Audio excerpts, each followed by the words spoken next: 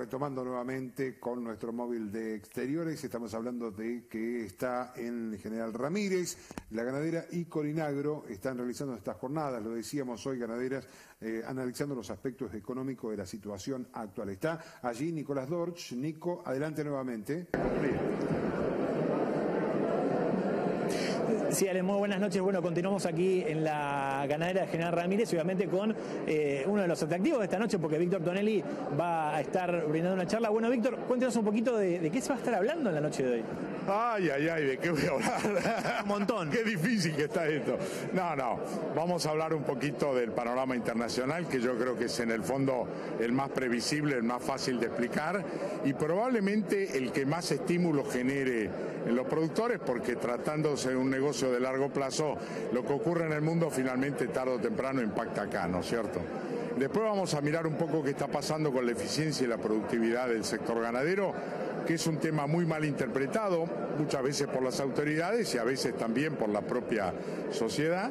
Y después nos vamos a meter un poco en lo que es perspectivas del negocio propiamente dicho, es decir, qué podemos esperar de exportaciones, qué podemos esperar del mercado interno, qué podemos esperar de la oferta, de la demanda y de los precios. Ahí vamos a tratar de sobrevolar lo máximo. Y respecto del aspecto político es poco lo que puedo hablar, porque yo creo que si le voy a preguntar, si alguien me dice quién es el viceministro, yo le contesto todo, pero me parece que ni eso lo sabemos, ¿no? Le pregunto eso, hablaba de la parte exterior, uno puede más o menos intuir y ver hacia dónde se va. ¿Cómo hace el productor para justamente eso, para planificar una cuestión exterior y una cuestión interior que es muy endeble y hasta bastante, no se conoce lo que va a pasar, digamos, la próxima semana? Predecible, ¿no? Sí, yo diría, en lo que hace cómo hace al productor, el productor en general suele ser relativamente constante con sus planes, como este proceso desde el embrión hasta que el animal se faena, pasan 3-4 años, él sabe que no tiene mucho margen de ir de una banquina a la otra, trata de ir por el medio, trata de seguir, digamos, la línea central para no cometer errores y se va ajustando, así como el año pasado, cuando se cierran las exportaciones y se cae el precio del ganado de engorde y los números no dan, pasó a ser mucho más recría y más recrías y más kilos en forma pastoril y lo hizo con bastante rapidez, digamos. Yo diría, tiene algunos márgenes de acción para ajustar, pero no puede cambiar totalmente el rumbo que tiene y perseverando en el rumbo finalmente no le va mal. Yo voy a mostrar un gráfico muy interesante que muestra la evolución de los precios del ganado respecto de la inflación y del dólar, y a lo largo de 10 años le sacan ventaja, es decir, que de alguna manera sosteniéndose bien, siendo eficiente, no gastando en exceso, y esto en general el productor no lo hace porque es consciente de sus limitaciones, la verdad que preserva el patrimonio y le da sustentabilidad al futuro, ¿no?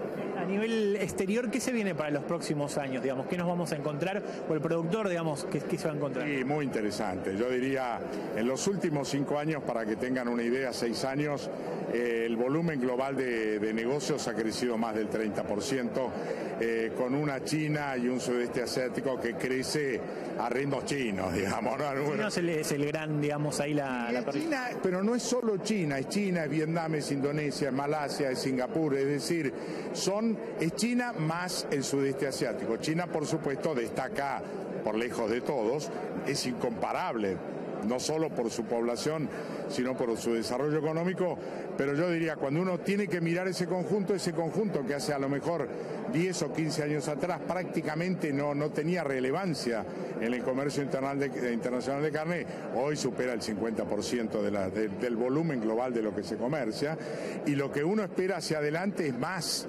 crecimiento todavía, no solamente en el volumen, sino también en la calidad y en la apreciación de calidad de producto. Es decir, yo lo que visualizo, si usted me dice, bueno, ¿qué mirás a 5 años, por decir algo?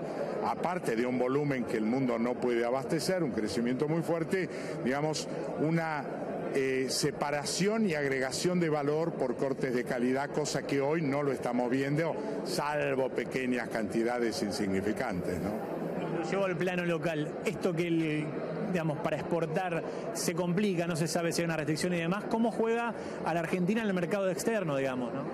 A ver, juega, juega y le quita credibilidad. A ver, lo que ocurrió con Israel el año pasado, yo espero que nunca más un funcionario o un gobierno vuelva a cometer ese error tremendo, porque con esos errores a nosotros nos costó estar afuera cuando Lactosa, y mentimos o no dijimos toda la verdad sobre la existencia, digamos, nos costó estar casi 10 años afuera de los principales mercados, y fallarle a un país como Israel, que ha sido probablemente en términos de tiempo y de constancia, si no el mejor, uno de los 3 mejores clientes de la Argentina durante decenas de años, es un error garrafal que quienes tomaron la medida de la prohibición no tienen la menor idea del daño que han generado, ¿no? Eso se fue a otros mercados, ¿no?